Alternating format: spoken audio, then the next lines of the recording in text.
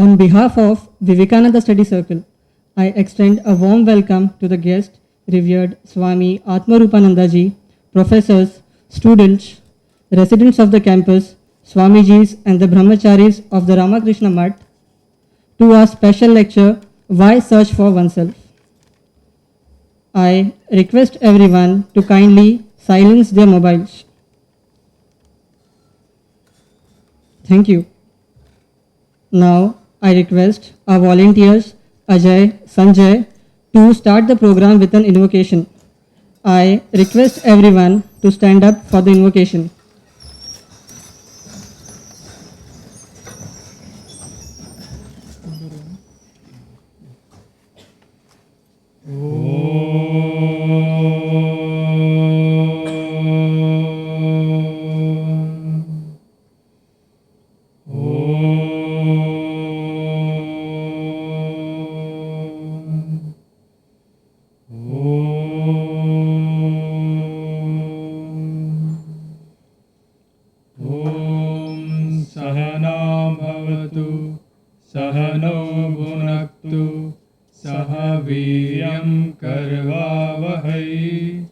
तेजस्विनावधीतमस्तु मा विद्विषावहै। ओम शांति शांति शांति। असतो मा सद्गमय तमसो मा ज्योतिर्गमय मृत्योर्मा अमृतं गमय। ओम शांति शांति शांति। I request the guest of the evening, Revered Swami Atmarupanandaji, the faculty advisor of VSC, Professor C. Balaji, and the spiritual mentor of VSC, Revered Swami Atmashraddhanandaji, to offer flowers to Swami Vivekananda.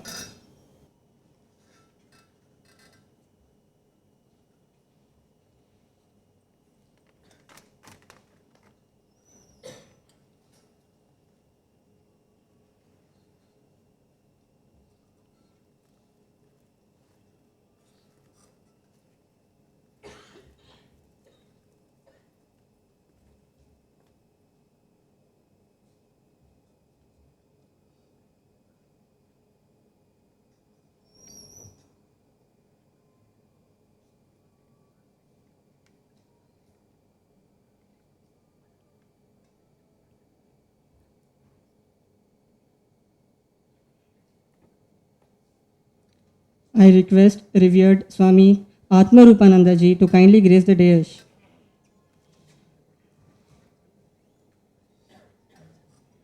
I request our volunteer Akshay to present a fruit basket to Swami Atmarupanandaji.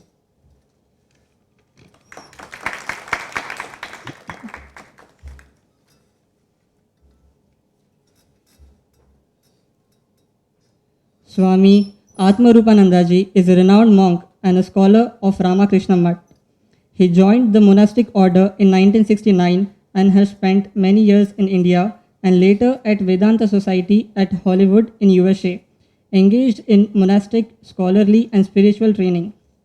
He combines a contemplative and mystical approach with an extraordinary scholarly training with a good sense of humor that are helpful in explaining subtle concepts of Vedanta to the students. He has spoken at several national and international conferences and meetings on Vedanta in the light of teachings of Swami Vivekananda. He has written numerous thought-provoking articles on spirituality and self-development. Now, I would like to invite Swami Atmarupanandaji to address the session. The subject for the today is Why Search for Oneself.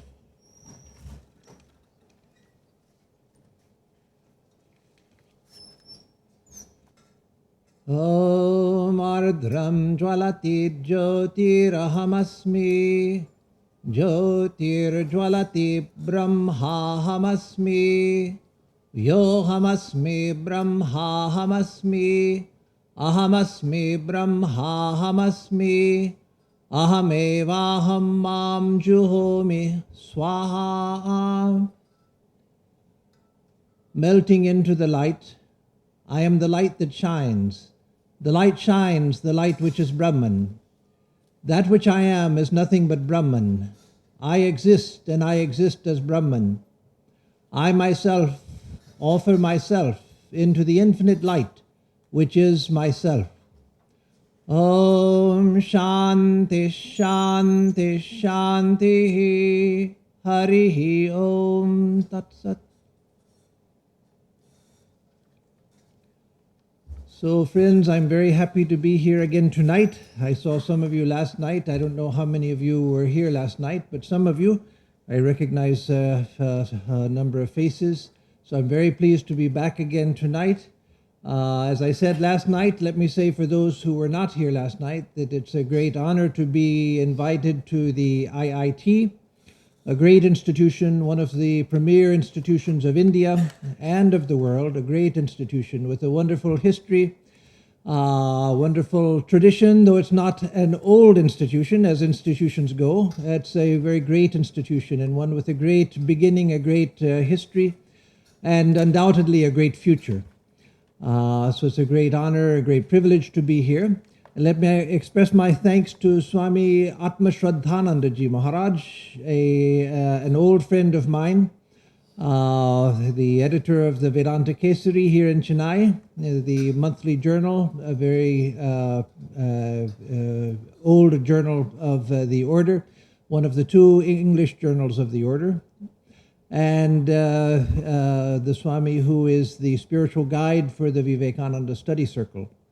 It was because of him that I have the privilege and the joy of being here with you and sharing some ideas. So last night I spoke about are Swami Vivekananda's ideas really universal?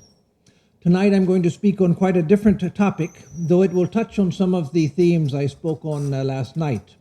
But I'll be approaching, the topic is quite different in nature, and so I'll be approaching things from a different angle. Tonight I want to speak on the topic, the search for the self. Why should we search for the self? What is the need for searching for the self?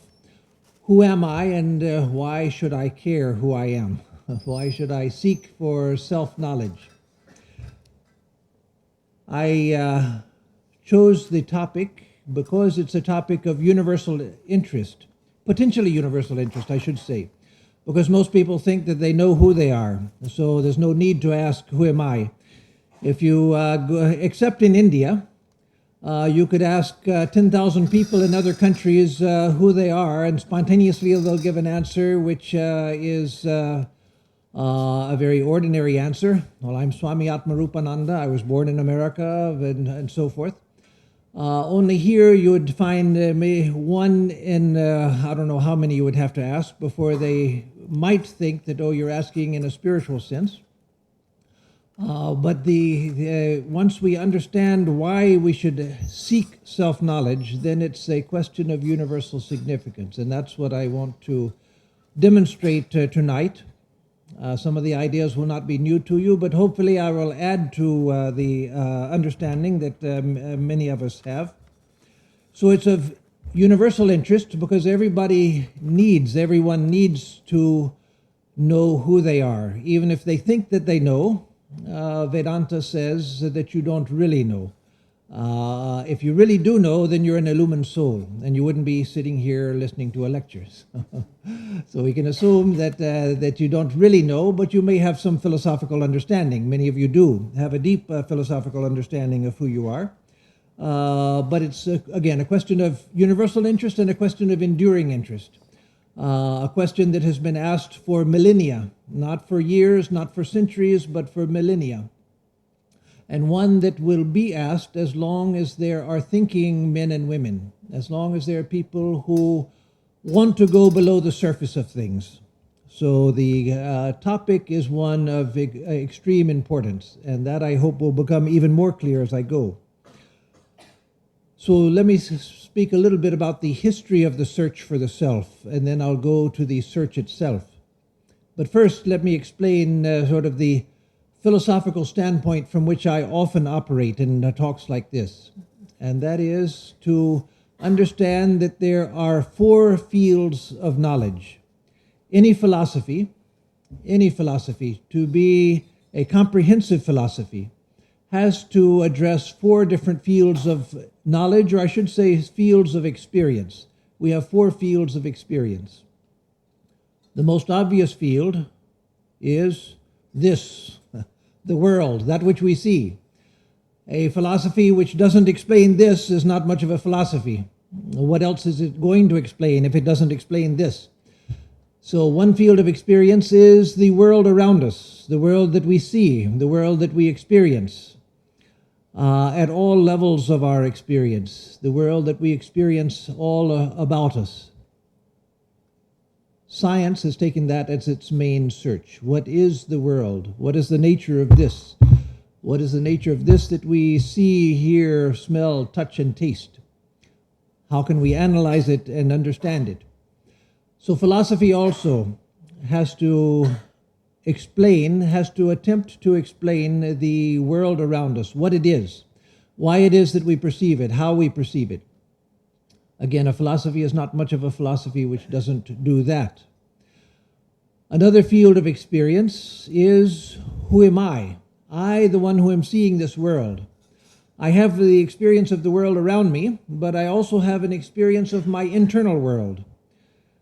I see you, you see me, but I don't see your thoughts and you don't see my thoughts. I have my internal private world, not private because like in the West where everyone wants to keep everything private behind closed doors and locked doors and everything.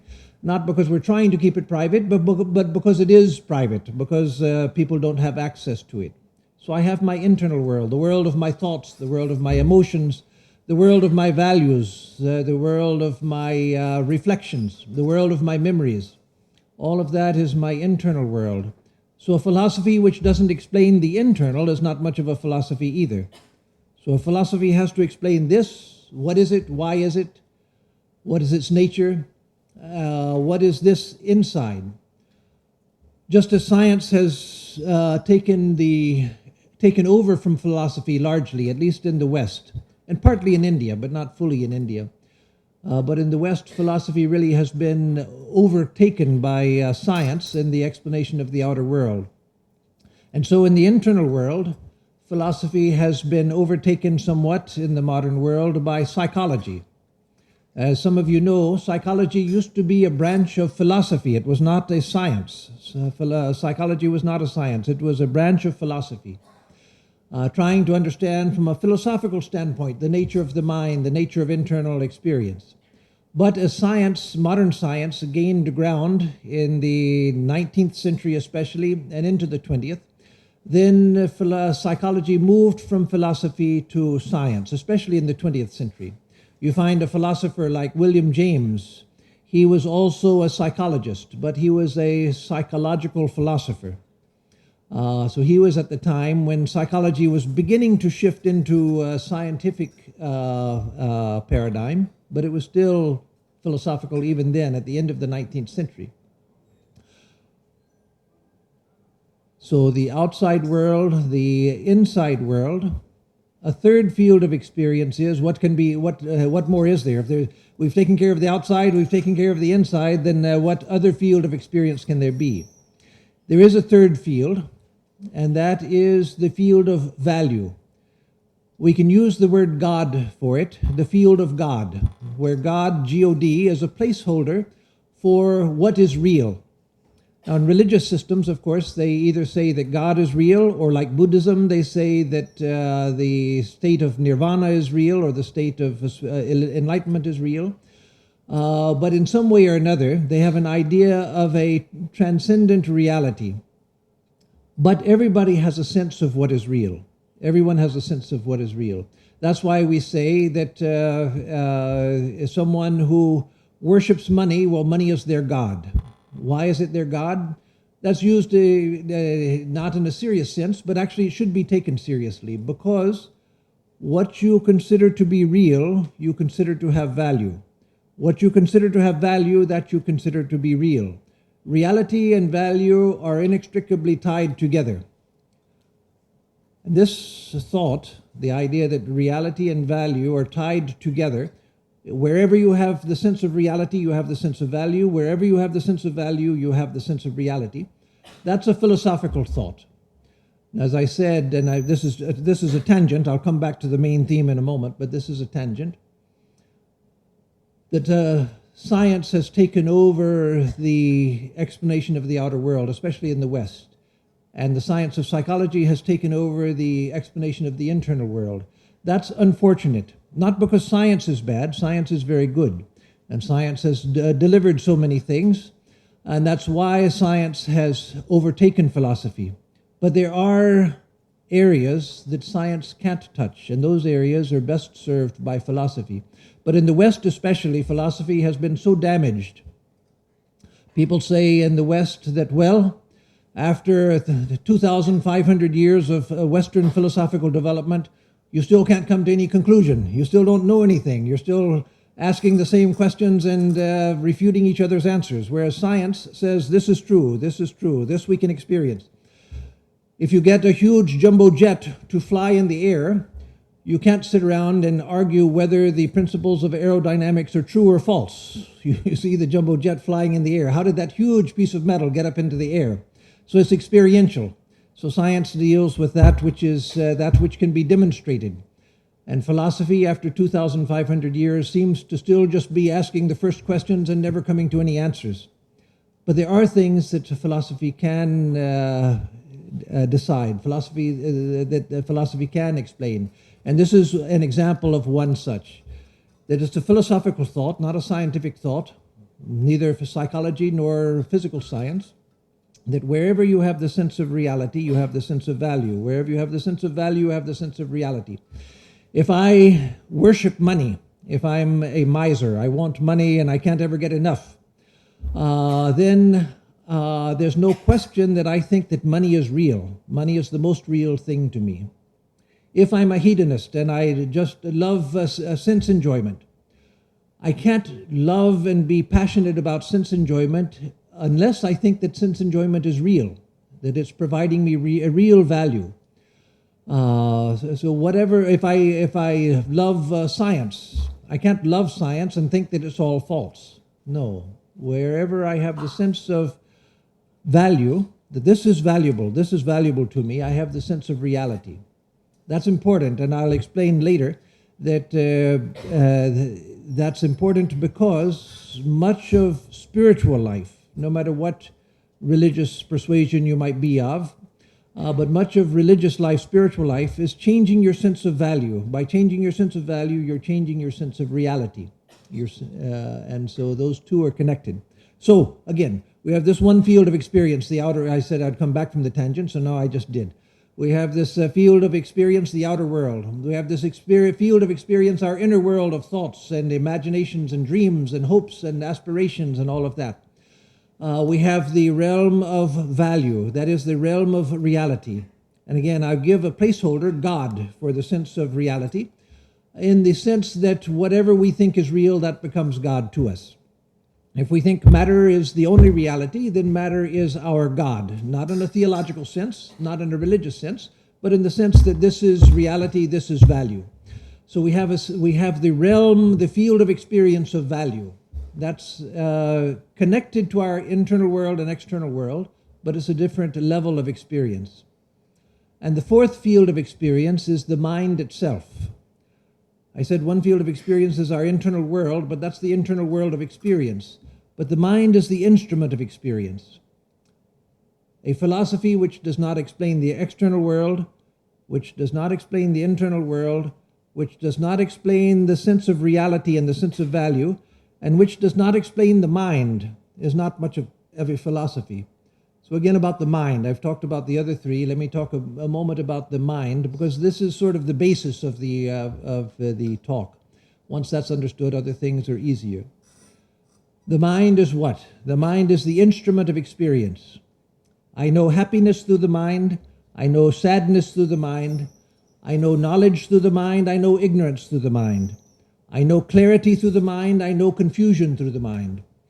I know delusion through the mind, and I know enlightened thoughts through the mind. So the mind is the instrument of experience, that through which I know the internal world, because again, I'm making a distinction. It's a philosophical distinction just for the sake of discussion, but a valuable distinction between the mind and the internal world of experience. It's through the mind that I experience the internal world. It's through the mind that I experience the external world. It's through the mind that I experience value. And so that's why the mind deserves its own field of experience. External world, internal world, value or reality, and mind. Those are the four fields of experience. Now, each philosophy tends to give prominence to one field or another. If you take materialism, it obviously gives an emphasis to external reality. It says that matter is the basis of everything. The mind itself is the a result of material combinations. When you get material combinations in a certain complexity, then consciousness is produced. But consciousness is the result of material operations. The idea of God comes by the operation of these material combinations. It's an illusion which comes by the operations of matter. And so the sense of an internal world, that comes because of the operations of matter. So that's a philosophy which gives primacy to the external world. Idealism, that which says that everything is mind. The mind is, everything is mental. I see you here. You are products of my own mind. You are products of my own perception. Idealism says. I'm not supporting that right now, but that's what idealism says. So that, of course, gives primacy to the internal world. It says that there is really no distinction between internal and external. Everything is internal. I see you actually inside my own mind. So different philosophies give different emphasis to different fields of experience. But each philosophy has to somehow explain all four, some by giving prominence to one or the other. Now, as I said, I would speak a little bit about the history. I'm not going to go into much of the history, but just mention it because it's valuable for giving context to the ideas that I want to discuss. You have, as Swami Vivekananda often pointed out, you have two great streams of philosophical thought. You have more than that, but the two great streams which are especially influential in the present world are the one stream that came out of ancient Greece, the philosophical stream which came out of ancient Greece, and then the stream which came out of India. Yes, you have Chinese philosophy also, and you have Middle Eastern philosophy, though Middle Eastern philosophy really came as a result of the inheritance of Greek philosophy, and then an acquaintance with Indian philosophy as well. But the two main operative philosophies in the modern world, or streams of philosophy, not philosophies, but streams of philosophy, with many philosophies in each stream, are the Greek and the Indian. So in Greek philosophy, you find that the main emphasis, not the exclusive emphasis, but the main emphasis was to understand what this is, There were idealist Greek philosophers like Plato, who wanted to understand what is the nature of form, but the emphasis was mainly on the external. How do we get the idea of chair? We get the idea of chair because there's a universal category of chair, and this is just a representation of that universal category. And so everything that we see, all forms that we see, are shadows of the real form, which is an ideal form. But again, the interest was in finding out what is behind all of this that we see. There were great mystical philosophers like Plotinus, who was in the tradition of Greek philosophy. He came after the time of Christ, but was not a Christian, though he had a great influence on Christianity, but he was in the stream of Greek philosophy. And he is very close to the Vedanta philosophy. You can find many parallels between Plotinus and Vedanta philosophy. But the mainstream of Greek philosophy, again, was on understanding what is matter, what is form, what is the nature of all of this. Whereas in Indian philosophy, you find that there were those who were interested in matter, there were those who were interested in form and so forth, but the emphasis in Indian philosophy, the main thrust in Indian philosophy at that in an early time, the Upanishads and soon after the Upanishads, was to understand consciousness. So on the one hand, you had the search for understanding form. And what is form? Form is the shape of matter. And so if you're seeking the nature of form, you're also in a sense seeking the nature of matter. So there's one stream that was seeking the nature of the external world, and the other which was seeking the nature of the internal world. In the early part of the Vedas, you find that they were seeking the nature of the external world as well. But by the time you come to the Upanishads, you find that that search had, the main thrust of that search had been focused on the nature of the self. Who am I? What is consciousness? Why do I perceive this world? But seeking the answer within myself. So the Hindu search for consciousness. So why search for consciousness? Why search for the self? Why should I seek the self? Why were the Upanishadic sages largely interested in the search for the self? Because the first perception I have, the first thing that I perceive is what? Not my glasses. That's the first thing I see with my eyes. But long before I see my glasses with my eyes, I perceive the self. Behind every thought, behind every perception, there's the perception of the self, the sense that I am. Every thought that I have, every perception I have, takes place within the sense I am. I am. And so the sense of self is primary. It's that from which every other thought comes. So, and at a lower but still very important level, in fact extremely important level, the nature of my perception is conditioned by my self-sense. If I think myself to be a physical being, then I'm going to see physical reality as primary. If I begin to think of myself primarily as a mental being, if I become heavily engaged in intellectual interests and so forth, and my main interest becomes intellectual, and I begin to think of myself as primarily a mental being, then I begin to see the world as more mental than physical. And if I begin to think of myself in terms of consciousness, then I find that again the world has changed. The world has changed. I see a world which is supported and sustained and existing within consciousness. As I change the sense of who I am, my very perception of the outer world changes. And so it shows that, to use simple mathematical terminology, that my perception of the outer world is a function of my self-perception. My perception of the outer world is a function of how I see myself. And so, why should I seek self-knowledge? Why should I know who I am? Because if I don't know that, then what I'm seeing is connected to who I think I am. And if I don't know who I am, then how can I have a correct knowledge of the outer world? If I don't know who the perceiver is, how can I hope to have a clear idea of the perceived?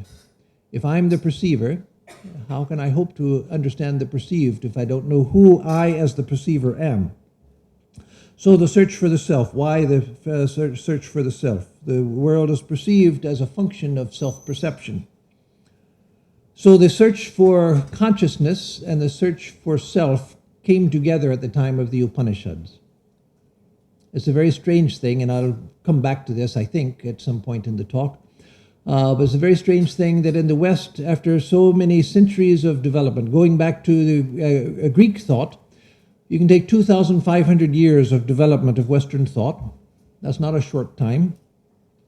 Not even by Indian terms, it's a short time. Indian thought goes back further. But still, that's a long time, 2,500 years of philosophical thought, and then 500 years or so of scientific thought from the early beginnings of modern science. And yet, in the West, there's still not a clear idea of consciousness. There's not a clear idea of consciousness in the West even now. I'll try to come back. Well, no, it'll be better in another part of the talk. Let me come back to that, hopefully, if I remember the connection later in the talk, to illustrate how the idea of consciousness is so unclear in the West, even now, even among thinkers, important thinkers. So in India, the quest for the self became the quest for consciousness. What is consciousness? Because it was seen that when I look within myself and I try to see what's the essence of myself, who am I really? Who am I really? I'm taken back closer and closer to consciousness itself. So the search for the self and the search for consciousness came together. Now the Buddha famously started with his teaching. He started his teaching with a perception. Some religions begin with a theological statement. There is God, and God has this message for the world, and God sent this book for the world, and God sent this prophet or this avatara or this messenger to the world, and so forth. Those are matters of faith that one may accept or may not accept.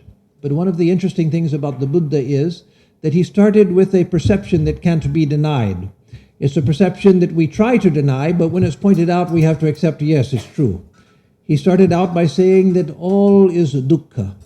By dukkha, he didn't mean that we all go around weeping all of the time and everybody is always sad and everybody's always depressed. No, he didn't mean that. But he meant that even our good experiences, it doesn't deny that we have good and happy experiences, many of them.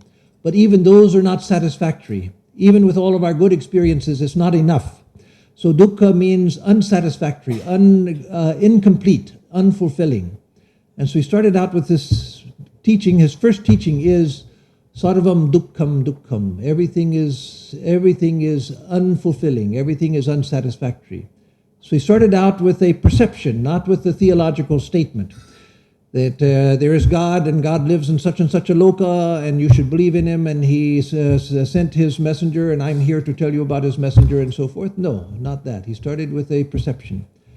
The Upanishads also started with a perception, quite different from Buddha, but a perception also. And the Upanishads start with the affirmation of the self, that I am. And that's the one thing that we can't deny, that I am. I should admit, and this would take me into a long tangent, and I find it hard to find my way back to the main topic, so I won't go off into it right now. But the Buddha denied the self. That was another thing that he did. He denied the self. But if you look at his teachings, what I find and what many find is that what he denied was the phenomenal self. He denied the phenomenal self, and he denied the idea of unity. But he didn't deny the state of enlightenment that one who thinks he's a phenomenal self attains to. So one of the philosophical problems in Buddhism is jumping from there is no self to if you know that there's no self, then you're enlightened. Well, who is enlightened if I don't exist? So that's one of the great problems in Buddhist philosophy. But there was a reason why Buddha said that there is no self, and that reason, if we understand it properly, Vedanta has no problem with it. But anyway, Vedanta, coming back to the main point, Vedanta starts also with a perception, that you have the perception that I am, you have the perception that I exist. So that is a very important thing. So I'll come back to that also in a few moments. But let me go a little bit forward with to conclude the history of this search. And again, just a very sketchy history. It's not a detailed history at all. No dates and nothing like that. But in the Upanishads, as I mentioned last night, one of the wonderful things in the Upanishads are the questions. In fact, one of the Upanishads itself is called the Prashna Upanishad, the Upanishad of questions. Wonderful questions. And then another Upanishad is the Kena Upanishad. Kena? Kena? Why is it Kena? Because Kena means why, or what, or by whom. In this case, it means by whom, or by what. So the Kena Upanishad begins, Kene shitam patati preshitam manaha, kena prana pratamah praiti yukta, Kene shitam vachamimam vadanti chakshushrotram devo yunakti. So it starts out by saying, by whom directed does this mind fall on its objects of thought? A wonderful idea connected to the theme of what is, who am I and why should I care? By whom is the mind directed? By whom is the mind directed? We have the idea that, well, the mind just is, and I am the mind. I'm the psychophysical complex. I'm part mind, part body. And so what do you mean, who directs the mind? The mind just operates. It's operating under its own laws. But the Upanishadic seers saw that no, the mind is an instrument. An instrument operates for a purpose, and that purpose is not the instrument itself. And so just as my eyes are instruments for seeing, my ears are instruments for hearing, etc., so the mind is an instrument, the main instrument of perceiving. That which takes sight, smell, touch, taste, hearing, puts it together and makes a comprehensible world for me. But for me, for what? For what is the mind operating? Why? For what are the vital forces, what are called the pranas? What are they operating? For what is this speech operating? For whom are the eyes and the ears operating? This was the first question in the Kena Upanishad. A profound question. I'll come back to that also. Now I've already said so many things I'm going to come back to that I don't know if I have time to come back to everything, but I think I will. Another question that I mentioned last night from the Mundaka Upanishad. Kasminnu bhagavo vijñāte sarvamidam vijñātam. What is that one thing by knowing which, O revered sir, everything here becomes known? What is that one thing by knowing which everything here becomes known? And so that was found in the Upanishads to be consciousness, and that was found to be the self, which is consciousness. So again, I'll develop that as we go forward, but these were the original questions of the Upanishads. And so one of the things I promised I'd get back to, the last thing that I promised, I'll get back to right now. And that is through the brief explanation of the 6 systems of philosophy. Don't worry, I'm not going to go into details of Nyaya and Vaisheshika and Sankhya and Yoga and Mimamsa and all of that. But just to mention that there were 6 traditional systems of Indian philosophy. There were other systems as well, Tantrika philosophy. To my way of thinking, Tantrika philosophy, including Kashmir Shaiva philosophy, can fit under the Vedanta. But however one divides the pie of Indian philosophy, there were 6 traditional systems. But the 6 systems were divided into 3 pairs. Nyaya Vaisheshika, Yoga Sankhya, or Sankhya Yoga, usually it is, and Mimamsa Vedanta. Purva Mimamsa and Uttara Mimamsa, which is Vedanta. The first 2, Nyaya Vaisheshika. Nyaya is primarily concerned with logic, and Vaisheshika is primarily concerned with what is this, the nature of material reality. What is this world that we perceive? Analyzing it down into categories. Nyaya and Vaisheshika are related. Traditionally, they're recognized as related. Thank you. So, if we look at this logic and the operations of matter, that's what we find that modern science has done. Modern science is nothing but taking a logical approach to the analysis of matter, taking a logical approach to the analysis of the external world. That's what Nyaya Vaisheshika did, and that's what modern science does. That doesn't mean that modern science can be reduced to Nyaya Vaisheshika, but we're talking about the thrust behind each. The thrust behind each was the same. The intent behind each was the same. Then you come to Sankhya Yoga. Sankhya Yoga are the 2 psychological paths. Their main concern is with a psychological analysis, an analysis of the mind and mental experience. And the world itself is seen in terms of that. The causes of the world is seen in terms of that. So they're primarily the psychological philosophies.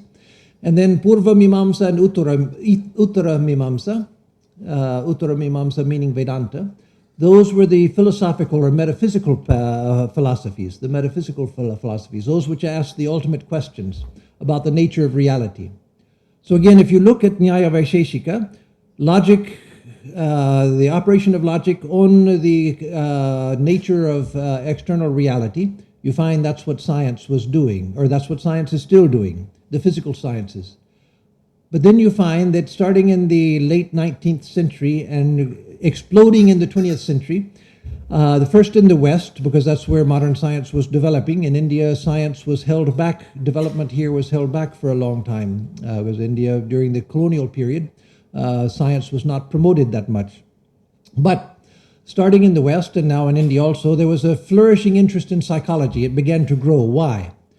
Because once through modern science and technology, you have solved many of your physical problems, then you begin to focus on the mind and realize that, well, I'm not hungry anymore. I've got a house, I've got comforts enough, but I have a mind and the mind hurts. The mind is not right. There's something wrong with the mind. The mind is restless, the mind is unfulfilled, and so forth. A hungry person, a poor person, they have no time for the luxury of psychological problems because they're just trying to survive, trying to get something to eat. But once you've taken care of your physical needs, then you begin to realize that, okay, my physical needs are met, but my mind is not in a good shape. And so then the interest in psychology blossoms and it begins to flower as it has done in the West, and now it's beginning to do here in India as well. But after some time, when the mind itself has become more well-behaved, then the question comes, but who am I? Okay, there's the mind, the body, I've solved those problems, but then who am I? So then you jump to metaphysics. You go from physical concerns to psychological concerns to what's the meaning of all of this? What's the purpose of all of this? And so there you find that even in psychology, that some psychologists began to realize in the middle of the 20th century, and it began to grow with time among some, that you couldn't solve mental problems without solving problems of value, solving problems of purpose. Why am I here? What am I to do? What's the meaning of all of this? And those become metaphysical problems. So going from Nyaya Vaisheshika to Sankhya Yoga to the Mimamsas, you go from physical science to mental science to metaphysical. It doesn't mean that when you get to the metaphysical, the scientific ends, or even when you get to the psychological, the scientific ends.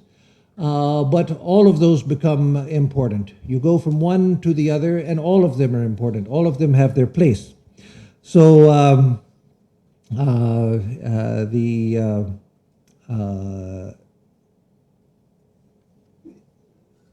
question that comes after the development of psychology is, who is it that has this mind? Who am I who have a mind? Who am I who have a mind? And what is the purpose of the mind? One of the weaknesses of modern psychology, of many schools, not all, but many schools of modern psychology in the West, is that they sought to make a well-adjusted human being. But a well-adjusted human being means what? If your idea of human life is to somehow have a good time, get through life without feeling too sorry for yourself, without feeling too miserable, just somehow to be reasonably happy and well-adjusted to society. You can go to work every day without too much problem. You can take care of your family without too much problem. Then for many, that was a well-adjusted life. That was as far as it went. But is that enough? No, that's not enough. You go to work every day, you come to school every day, you take care of your family every day. But sooner or later, if you are thoughtful, the question comes, but why? Why? Is this just an eternal thing that I go through and then I die and it's all over? So questions of higher purpose come into play. And so then again, the quest for the self. So now, another thing that I promised that I would get to, and that is that I will get to through the inquiry of René Descartes. All of you have heard of Descartes because you used Cartesian coordinates, X and Y, and for three-dimensional Z coordinates. You map things on coordinates in geometry and other mathematical and scientific areas. So René Descartes, he is, he started as he was a French mathematician, but then he took an interest in philosophy. And he wanted to know why is it that mathematics is so precise. He was a geometrician, and among other things, but a geometrician. And so in geometry, you start by certain axioms, certain accepted axioms that these are known to be true. Just by the nature of things, these are known to be true.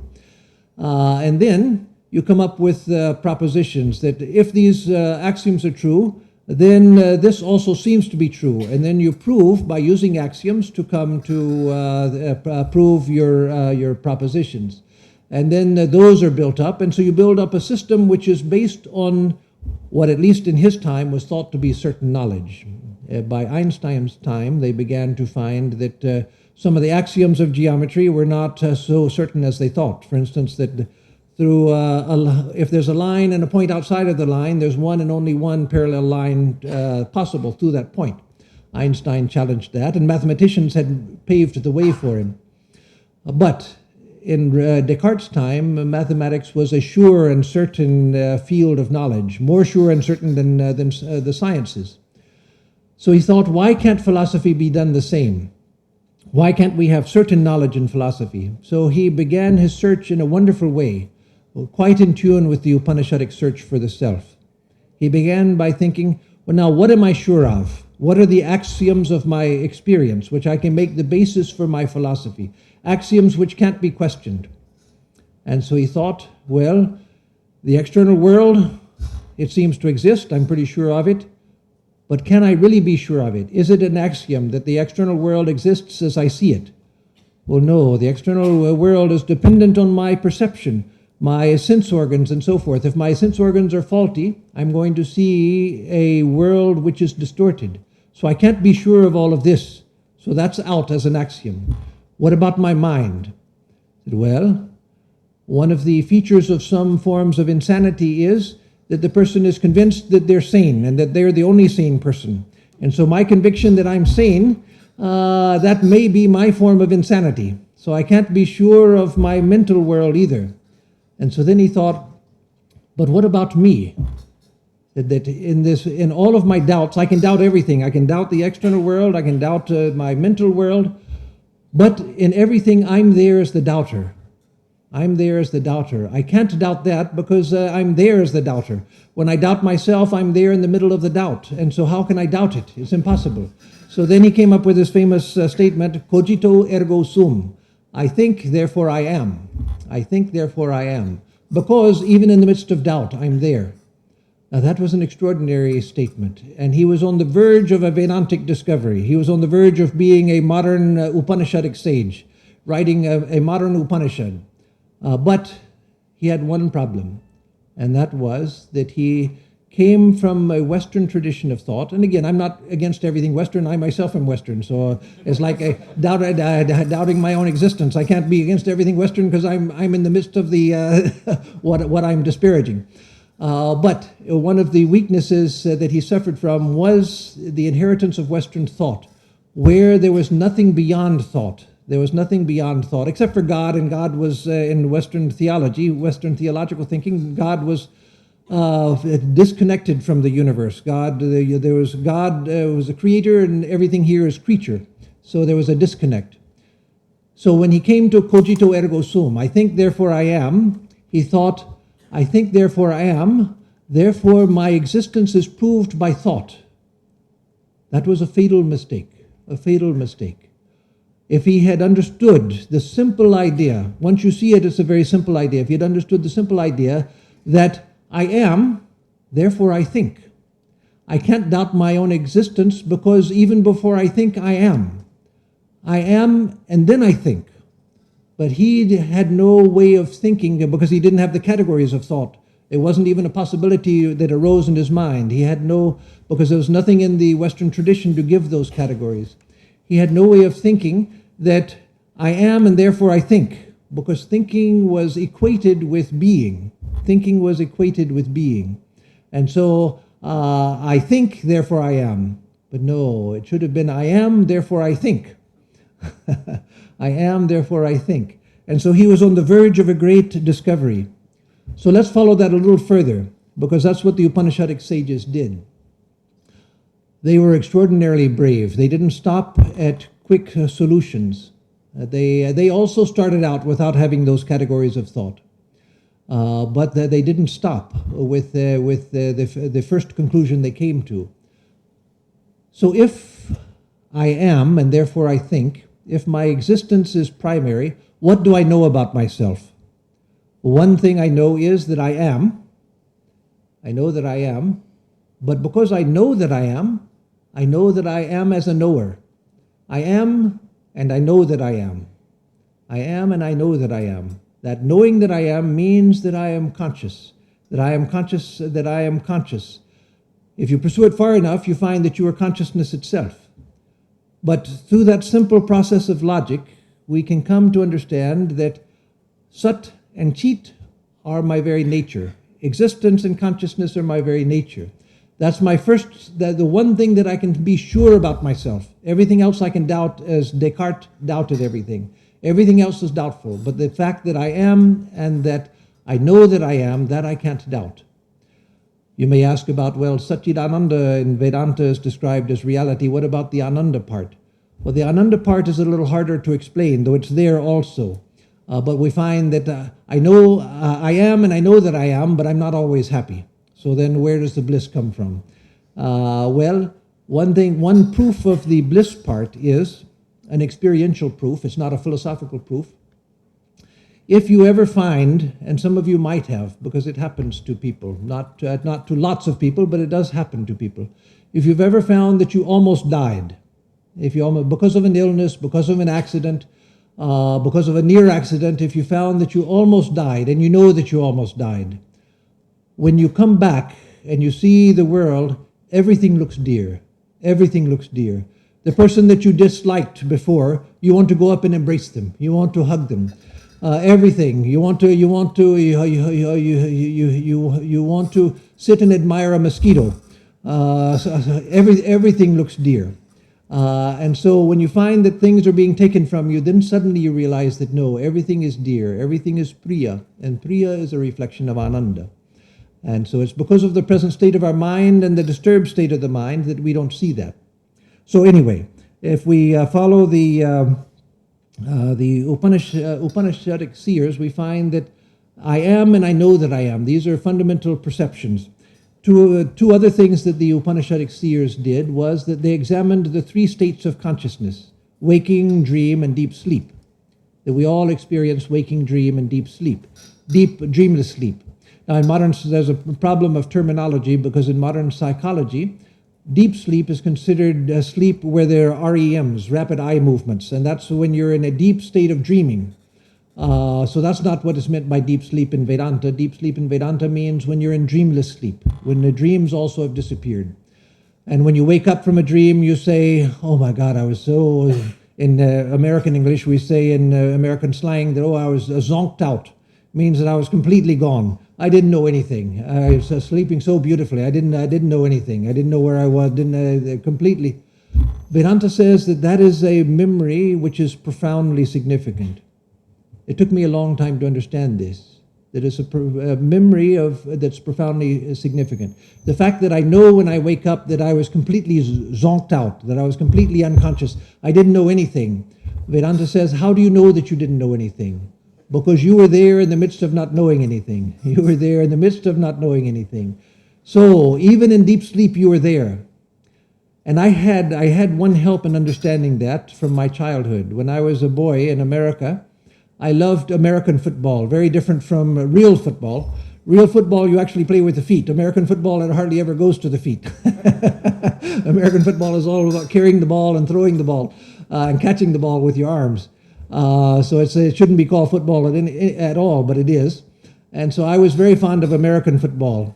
And one day I was playing with friends. I was 12 years old, and playing out in a vacant lot where the ground was very hard. And someone threw a pass. There were only two of us on each side. You usually, for a full team, you have 11 on each side. But for kids playing, you take however many you've got, just like here with the kids playing football in the street. So two of us on each side. So I ran out, and the person that was on my team threw a pass to me, that is, threw the football to me, and I caught it, but to catch it, I had to jump, a leap, and I grabbed it in the air, and I fell down and hit my head on the ground. And hitting my head on the ground, I went unconscious for a few seconds. It wasn't long, and I didn't have a serious concussion or anything, but I was knocked unconscious. And when I came to, I can still remember clearly. I remembered that, wow, I was unconscious, but I saw everything was black. There was nothing there, and I had no thoughts. But I had a clear memory of being present in the midst of unconsciousness. I had no body, I had no mind or no thoughts, nothing going on in the mind, and I didn't see anything. There was just the absence of everything, but I had a clear memory of the absence of everything. So then I realized that no, that's what happens in deep sleep.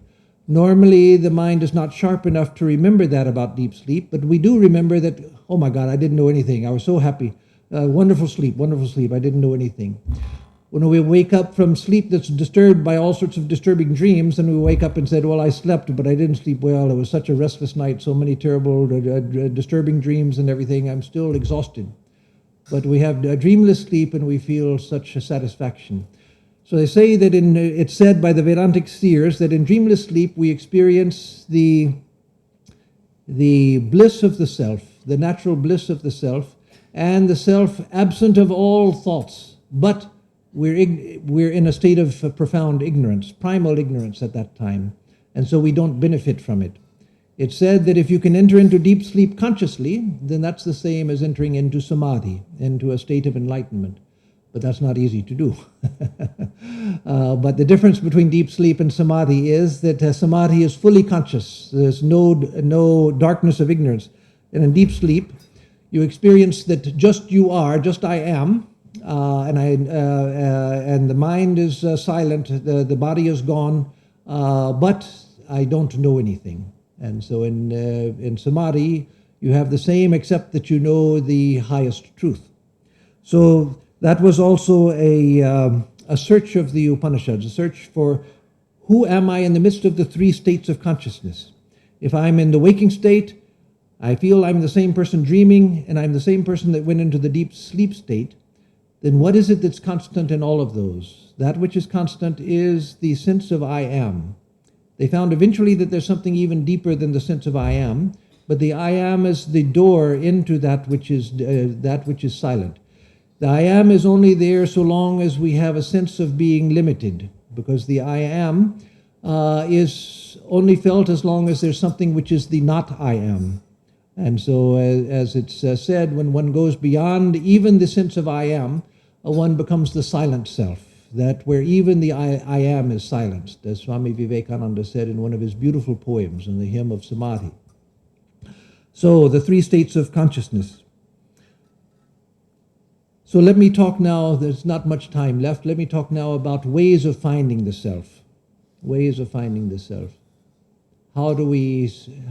I've talked about some of the philosophy behind why the search for the self is important, and how it was in the Upanishads, some of the ways, there are other ways also, but some of the ways that the seers came to the conclusion that the self is reality, that the self is where we should look for reality, the self is where we look for enlightenment. So ways of finding the self. One way of finding the self is to hold on to the sense of I am. The sense of I am is the door into the infinite. The sense of I am is sometimes said to be the reflection of the infinite within the mind. That which I really am, the infinite self, reflected in the mind, gives the sense of I am. And so if we hold on to the sense of I am, what does that mean? How do you do that? You do that by getting a sense, making the mind a little quiet, It doesn't have to be totally quiet, because then that would require something that's beyond most of us. But if the mind is a little bit quiet, a little bit calm, then just try to feel the sense of I am. And normally when we think I am, we think, oh, I am Swami Atmarupananda, I am this body, or associated with this body, I am these thoughts, I am from a certain country and all of that. No, just try to hold on to the pure sense of I am, not I am this or that. So as you try to do that, you'll find that the picture of your body arises in your mind, maybe your name arises, other things, personal history and things arise. But just let all of that arise as if they're flies buzzing about your head. Let them come and let them go. Don't bother with them. But just go on holding on to the sense of I am. If you do that, that's a wonderful practice, Again, there's no one practice meant for everyone. There's no one path in spiritual life meant for everyone. But this is a wonderful practice for many. In fact, even Sri Ramanuja, the great Vishishtadvaita Acharya, he said that before Bhakti Yoga comes Jnana Yoga. Now in Advaita they say before Jnana Yoga comes Bhakti Yoga, but Ramanujacharya said that before Bhakti Yoga comes Jnana Yoga. Why? Because he said that if you're going to relate yourself to God, what are you going to relate to God? Are you going to relate a piece of meat? That, oh God, I'm your devotee. I, this piece of meat, am your devotee. Oh no. God, this confused mind is your devotee. Oh no. Eventually what you want to relate to God is your very being. And if you haven't come to your very being, the essence of your being, the Jivatma, the essence of your being, which is consciousness, that's what you relate to God. And that's what you offer to God. Now, Advaita Vedanta goes on and says that that jiva that you're offering to God, that pure sense of I am, that sense of I am which you're offering to God, if you go on with that and go deeper into it, you find that that's melting into the infinite, that there's no separation between you and anything. You find that you are one with everything, one with the non-dual whole. But still, Ramanuja said that that was a preliminary to Bhakti Yoga, was to find the Jivatma. And so by holding on to the sense of I am, what happens? You begin to get a sense that you're not the body, you get a sense that you're not the mind and thoughts. What good does that do? What good does it do? So you want to lead an ordinary life, you want to be well adjusted, you want to be happy. It does a tremendous amount of good, even in your ordinary life. Even no matter what it is, what you pursue in life, you don't have to be a yogi, you don't have to be a swami, you don't have to be anything special. It's a tremendous help in life, because once you get that sense of the I am, that which I am is just the pure sense of I am. I just am. Everything else comes after that. Then you get a sense that when the mind is happy, okay, the mind is happy, but I am. When the mind is unhappy, okay, the mind is unhappy, but I am. I'm not tied into that. I've put a wedge between myself and the moods of the mind, so I'm not a slave of the moods of the mind. That gives something which is higher than ordinary happiness. You get a sense of freedom. You get a sense of the bliss of freedom, that I'm free from the mind. I'm not a slave of the mind. Let the mind be depressed. It doesn't matter. I am. The mind is happy. Okay, let it be happy, but I am. I'm higher even than the happy state of the mind. I'm higher than the unhappy state of the mind. Another strange thing happens as you hold on to the sense of I am. You begin to find that that is before everything. That the first thing that I know is I am, as I said at the beginning of the talk. I am, and then I have thoughts, then I have perceptions, everything else. There's first the sense of I am. I heard a Swami, a senior Swami, once say that the difference between an illumined soul and an ordinary person is that the illumined soul wakes up with the idea, I am Brahman. Maybe not in the words, but the perception, I am Brahman. Whereas an ordinary person, we wake up, you find the first thing you do when you wake up, if you observe, is you start figuring out who you are. You've been asleep, you've had a different sense of sleep identity, the dream identity. And when you wake up, you start thinking, okay, yes, I'm here in Chennai now, I'm not in Bellarmut where I live, I've come to Chennai, okay, I'm in this room. Swami Atmarupanandaji, yes, I've got to give a lecture today, or I've got to get up, it's time to go to the shrine, I've got to do this. All of these self-definitions come. And so if you learn to hold on to the sense of I am, you find that that is what is first. That comes first before everything.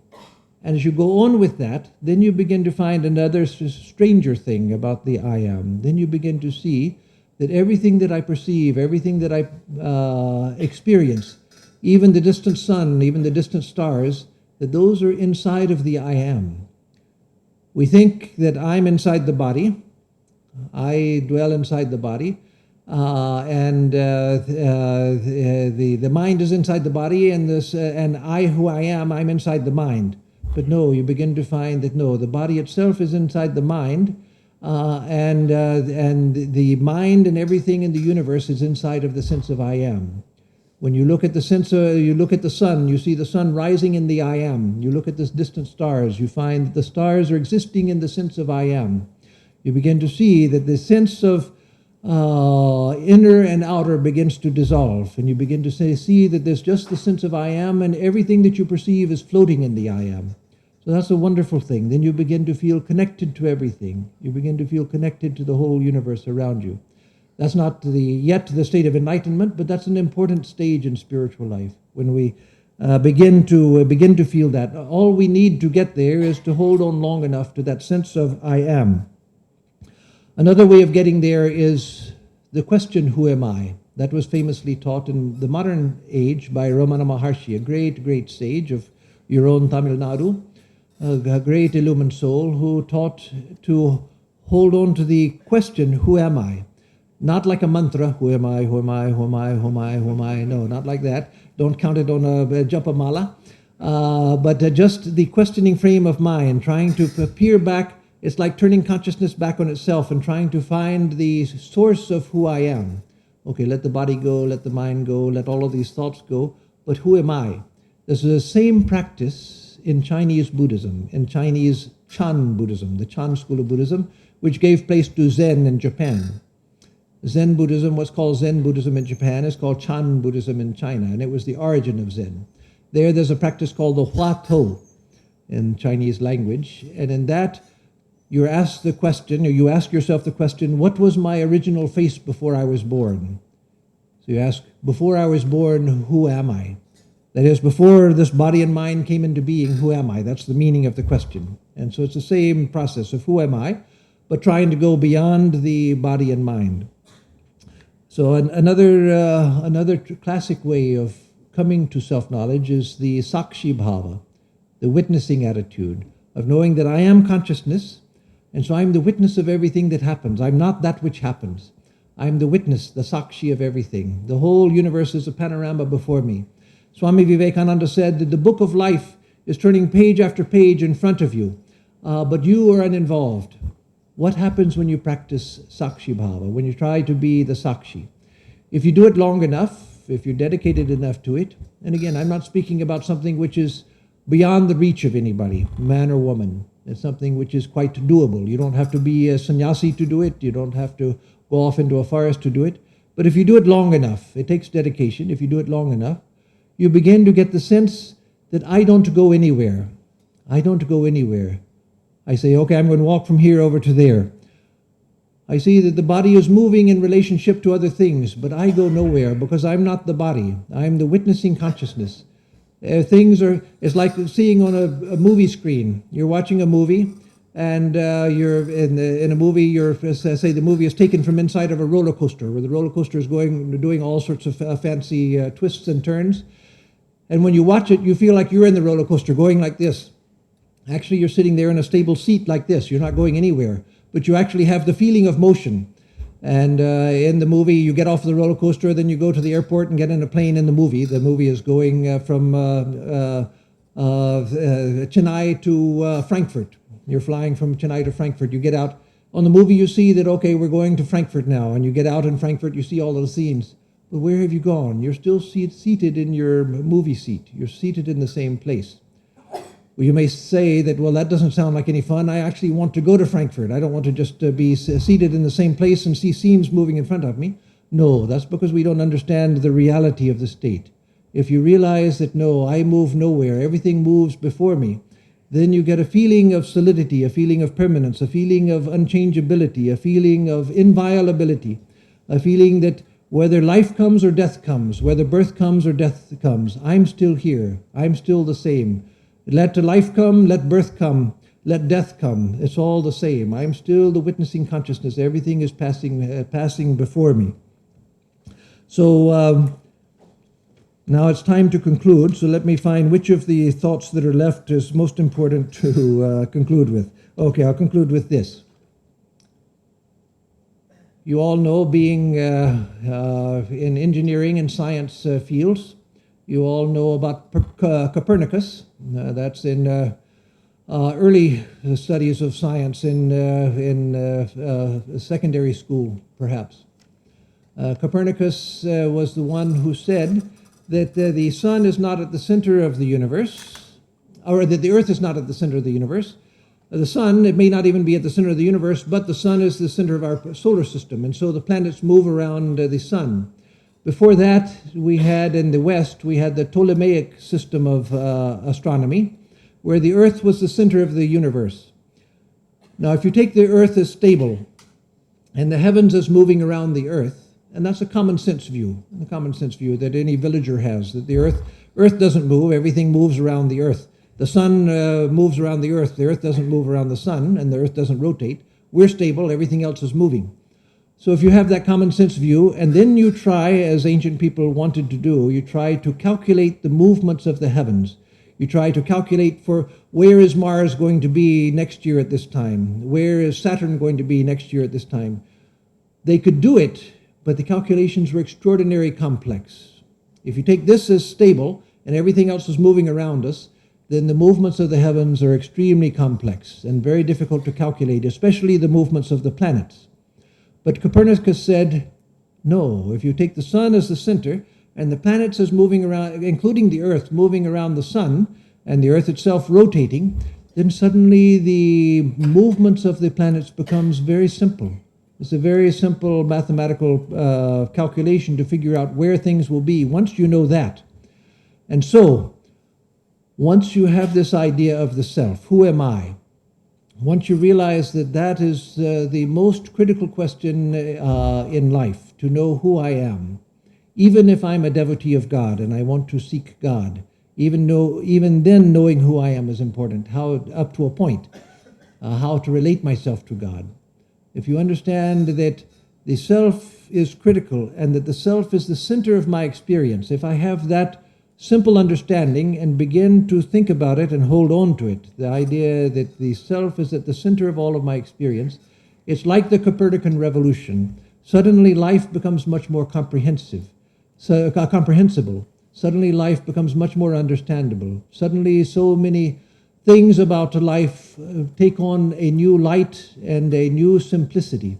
So just as the Copernican revolution caused a revolution of simplicity in the calculation of heavenly movements, so the knowledge that the self is the center of experience and that everything that I experience takes place within the self, that causes a similar revolution of simplicity in our life, and it makes life so much easier to understand. So with that, let me conclude, and we'll give time for question and answers.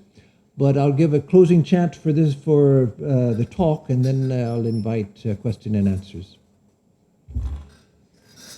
Om madhuvatartayate madhuksharanti sindhavaha madhvirna santoshadhihi madhunaktamotoshasi madhumatparthivagum rajaha madhudyaurastu nah pita madhumando vanaspatir madhumagum astu suryaha madhvirgavo bhavandunaha. Om madhu, om madhu, om madhu.